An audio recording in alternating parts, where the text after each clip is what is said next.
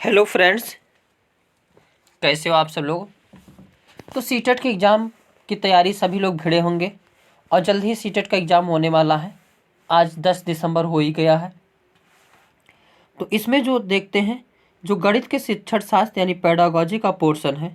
अब गणित में कितने को प्रश्न पूछे जाते हैं, तो 30 प्रश्न, और 30 प्रश्नों में से 15 प्रश्न पेडागोजी से और 15 प्रश्न न्यूमेरिकल से आते हैं।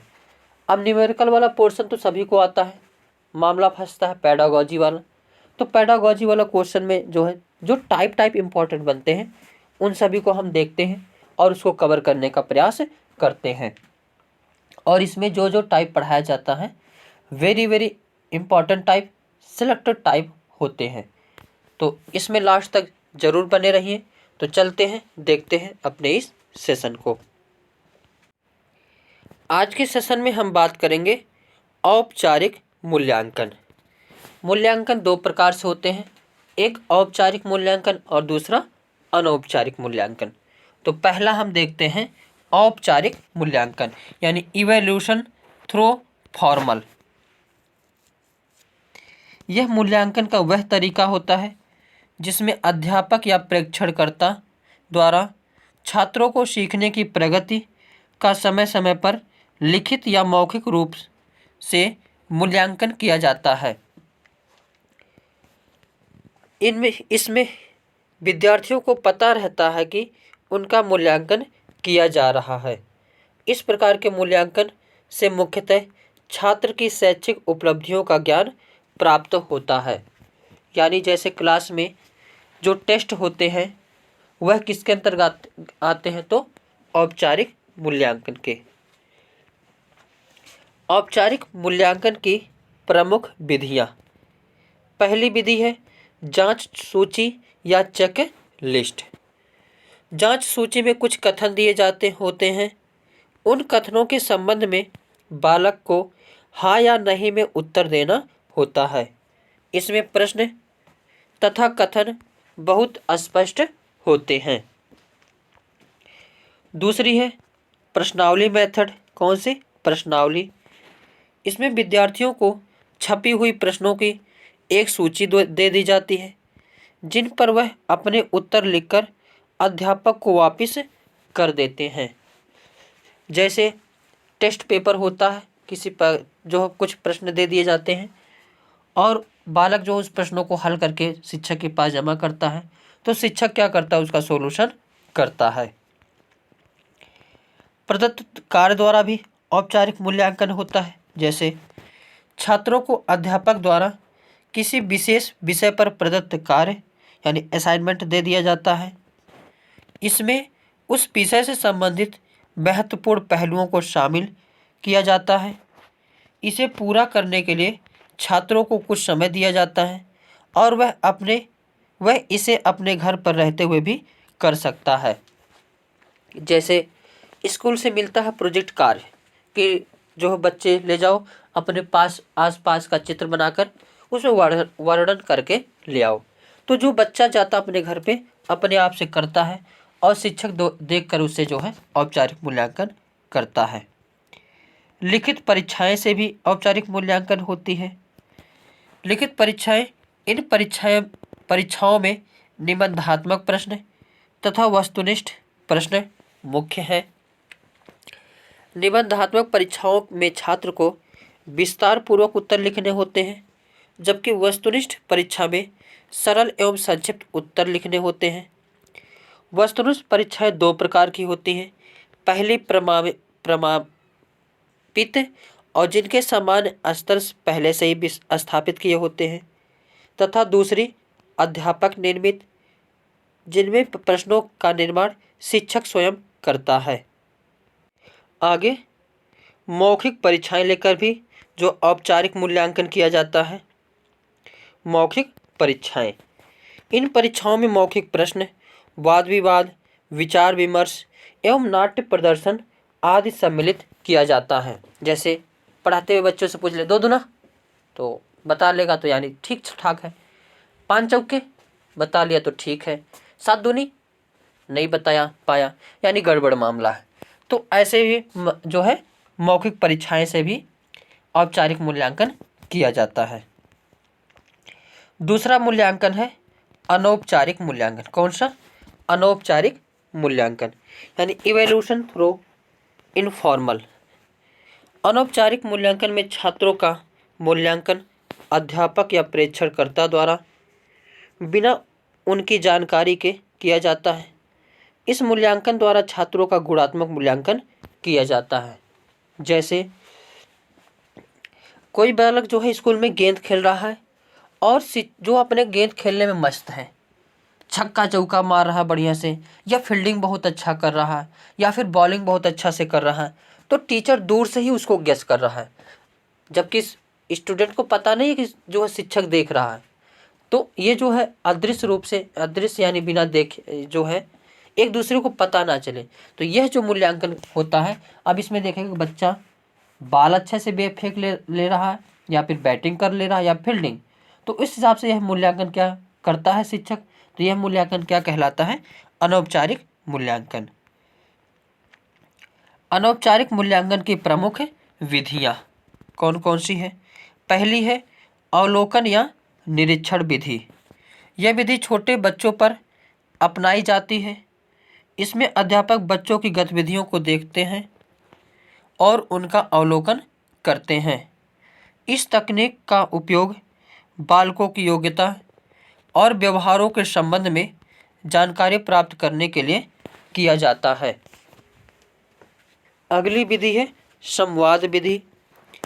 इस विधि में बच्चों का आपस में किसी विषय संवाद या वाद विवाद कराया जाता है। इससे आपस में एक दूसरे के प्रति व्यवहार का पता चलता है। यानी आपस में बच्चों से जो है वार्तालाप करा दिया जाएगा। जैसे इसका एक कहानी सुनिए। अकबर के दरबार में एक आया जो है विद्वान। अब वह बोला, इसमें से किसी भी के इतनी ताकत हो कि वह मुझसे मेरी मातृभाषा जान ले। अब वह कोई भी रहेगा, संस्कारी से बोलता था कि मेरी कोई जो मातृभाषा ना पहचान सके, या किस चीज़ से कम्युनिटी से बिलोंग करते हैं।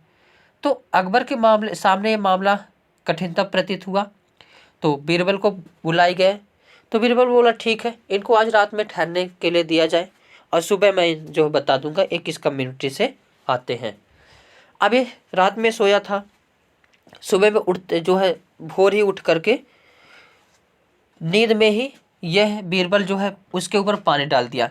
अब वो खूब बढ़िया से गाली देने लगा, तो उसकी कम्युनिटी का पता चल गया, और इसी से जो है फिर खुश होकर जो है थोड़ा सा इसमें जो है गड़बड़ी हो गई। हाँ, तो वह जो है उसकी जो है जानकारी मिल गई।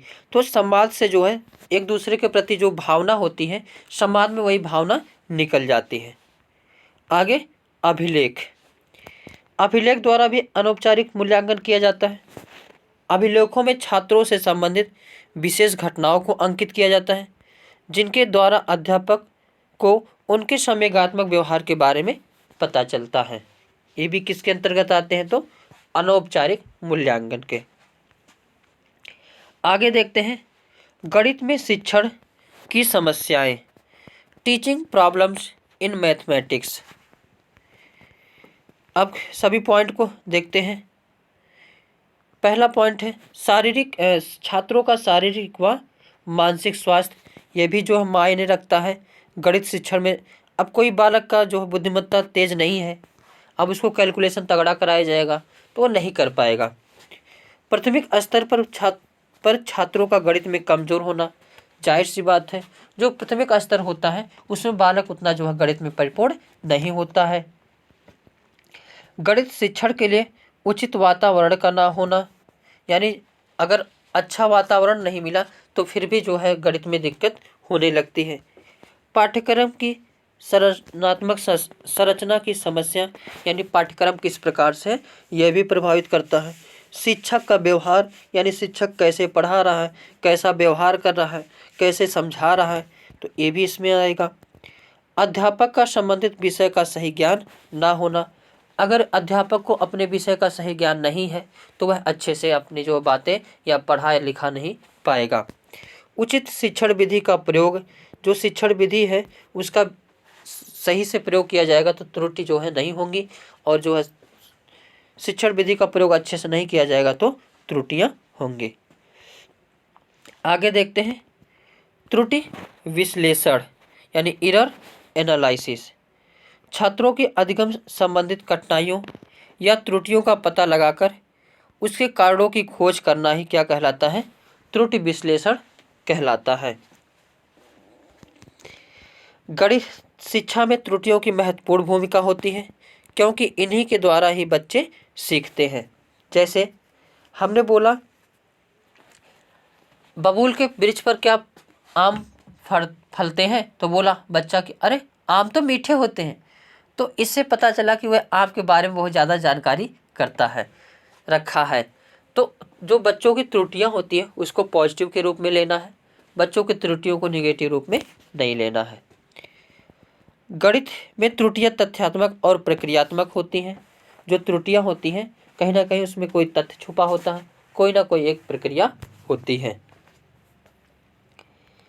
बच्चे द्वारा प्राप्त अंकों के बारे में प्रतिक्रिया प्रदान करती है।